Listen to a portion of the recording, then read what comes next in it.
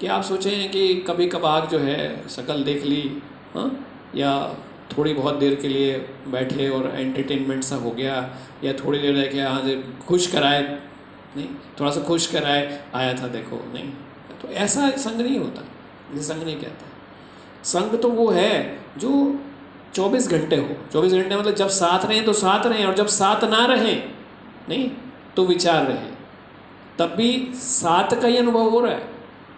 नहीं, संग इसको कहते हैं कि जब रहे तो साथ रहे, और साथ नहीं रहे तो फिर उसकी याद जो है सारा दिन जो है उसी में जीते रहे।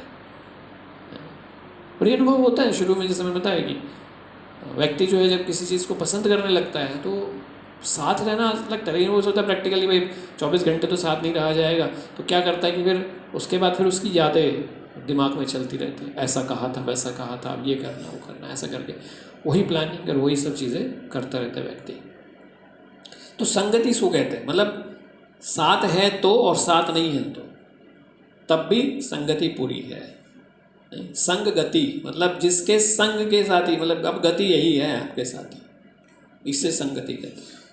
तो शुद्ध भक्तों के संगति मतलब व्यक्ति को ऐसा लगना चाहिए कि जितना समय मिल जाए उतना अच्छा है। मतलब संगति तो ऐसी होती है ना, उसे इसे कहा जाता है अरे भाई अगर पूरा दिन बैठने को मिल जाए साथ, बहुत ही बढ़िया, बहुत बढ़िया, किसी तरह पूरा दिन हमें मिल जाए बैठने के लिए साथ में, क्या सीखेंगे, क्या आनंद आएगा, क्या कथा होगी, क्या बस मज़ा आएगा, आनंद आएगा, कितना सब सीखेंगे।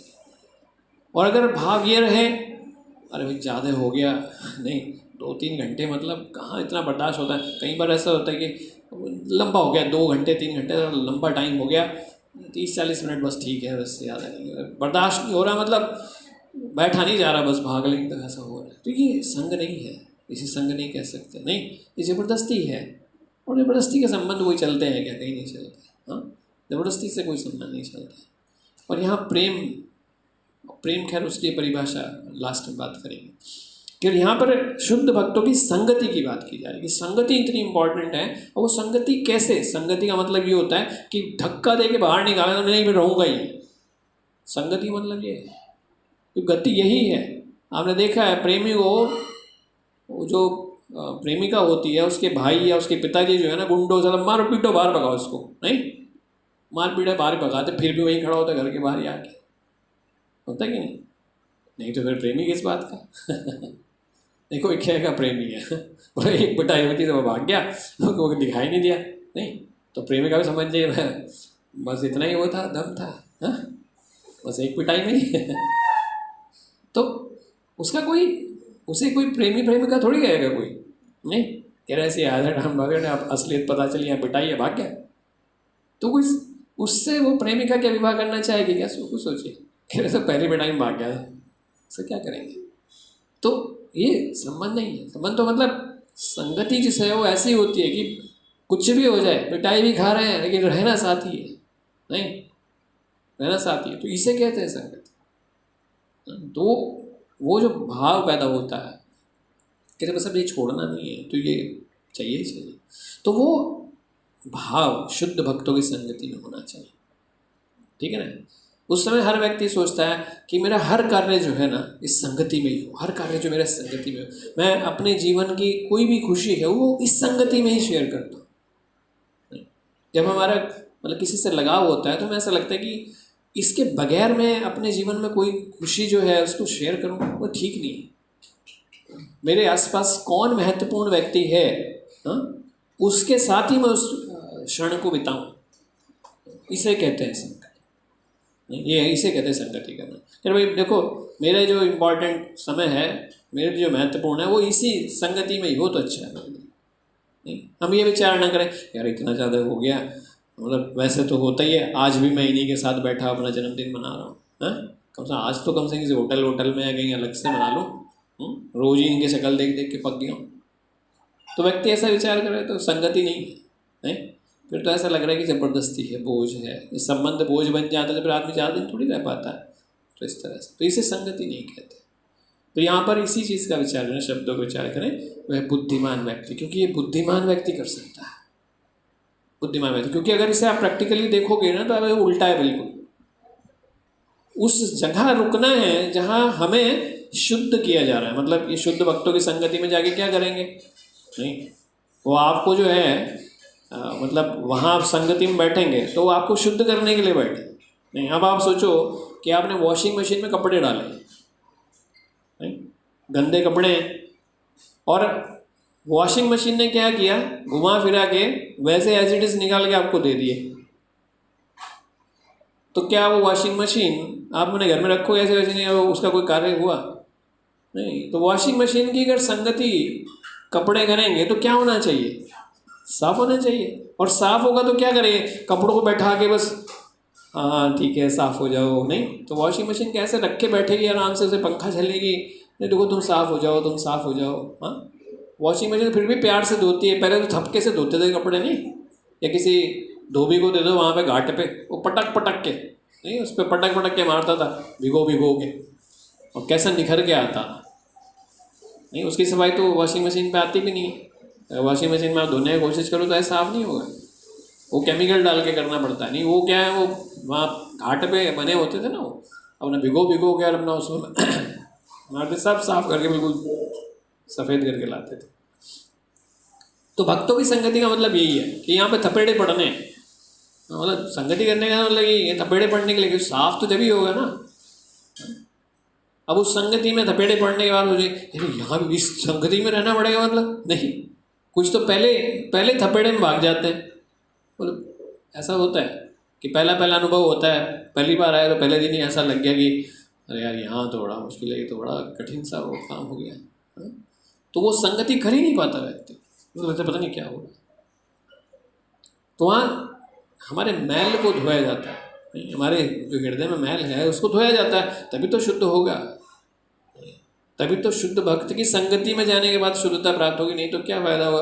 नहीं, बोले शुद्ध भक्तों की संगति करता हूँ ऐसे इट इज, जैसा पहले था बिल्कुल ऐसे ही हूँ, कुछ चेंज नहीं है आपने चित्त के अंदर, तो इसका संगति है ही नहीं ना। मतलब इसका मतलब आपने कपड़े वॉशिंग मशीन में डाले ही नहीं है, आपने ऊपर रखे हैं, वॉशिंग मशीन चल नहीं रही थी, आपने ऑन नहीं करी वॉशिंग मशीन, डूबे तो निकाल ली।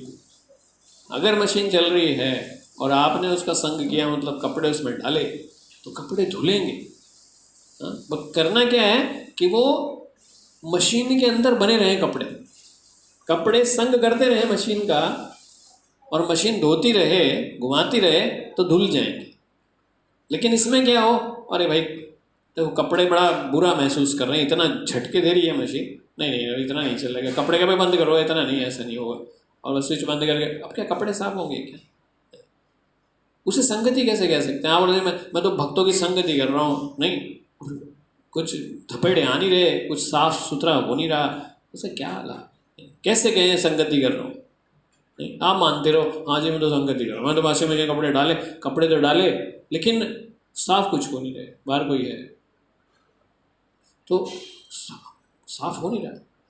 तो ये जो यहाँ पर सुध गोस्वामी कह रहे हैं, क्योंकि ये नहीं होगा तो आगे की बात साबित नहीं होगी, आगे की बात तब सिद्ध होगी जब ये होगा। तो कह रहे हैं कि शुद्ध भक्तों की संगति से परमेश्वर को समझ लिया है, क्योंकि जब तक शुद्धता नहीं आएगी परमेश्वर को समझ नहीं सकते। आप सोचेंगे परमेश्वर को जान लूंगा, नहीं जान सकते, परमेश्वर प्रकट ही नहीं होंगे, आप परमेश्वर की लीलाओं में प्रवेश ही नहीं कर, परमेश्वर को जान ही नहीं पाओगे कि कौन है परमेश्वर, ठीक है ना। अब उसे लगे, मतलब ये हमें लगता है कि हाँ मैं जानता हूँ, लेकिन वो प्रवेश ही नहीं है, शुद्धता के बगैर प्रवेश ही नहीं। ब्रह्मा शिव इत्यादि जो हैं वो भी इस बात की संस्तुति करते हैं कि भगवान के शुद्ध भक्त ही भगवान को जान सकते हैं। भगवान खुद कह रहे हैं, नहीं, भक्त्या माम अभिजानाति यावनियासि तस्मै, भगवद गीता में कह रहे भक्ति से ही मुझे जाना जा सकता है, भक्ति जान सकता है।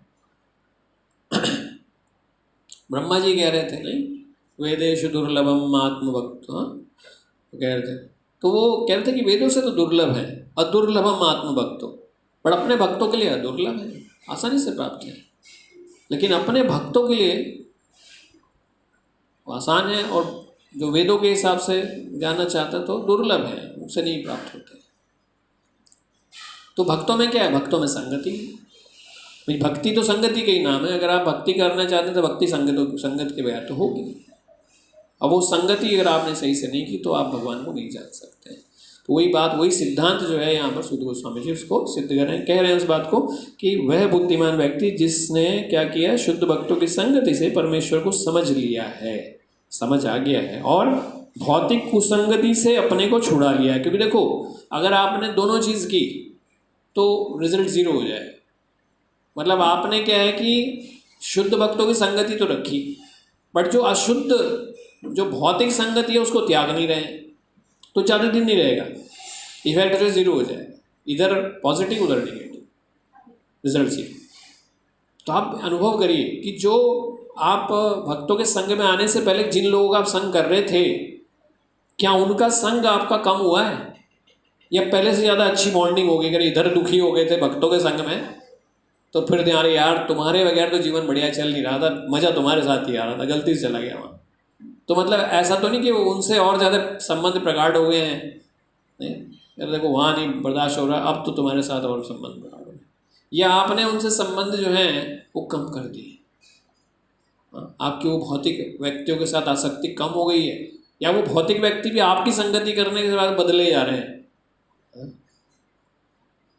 ये जरूरी है, दोनों चीज़ें लिखी हैं कि शुद्ध भक्तों की संगति से परमेश्वर को समझ लिया है, लेकिन समझने के साथ साथ भौतिक कुसंगति से अपने को छुड़ा भी लिया है। क्योंकि अगर ये मेंटेन रखा तो फिर वापस आने में ज़्यादा टाइम नहीं लगेगा, ज़्यादा दिन नहीं लगते। क्या ऊपर गए, नीचे आने में कितना टाइम लगता है? भौतिक कुसंगति 1 मिनट में नीचे खींच लेती है। मैं भी एक कल की क्लास में प्रैक्टिकल एग्जाम्पल दे रहा था कि कई बार क्या होता है कि भक्ति में आके, सो कॉल्ड भक्ति में आके, मतलब मैं ऐसा नहीं कहूँगा कि भक्ति इतनी सरल है, भक्ति बड़ा अनुभव है, बड़ा प्रैक्टिकल रियलाइजेशन है, थियोटिकल भक्ति नहीं होती, सिर्फ भक्ति के अंदर जानना, लेकिन वास्तविकता में जीना भक्ति क्या होती है व्यवहारिक रूप से, उसकी कहेंगे कि शुद्ध रूप से श्री जगन्नाथ बलदेव सुभद्रा। तो अगर ऐसा है कि भक्ति में व्यक्ति जो है वो भक्ति के रास्ते पे चलना शुरू किया है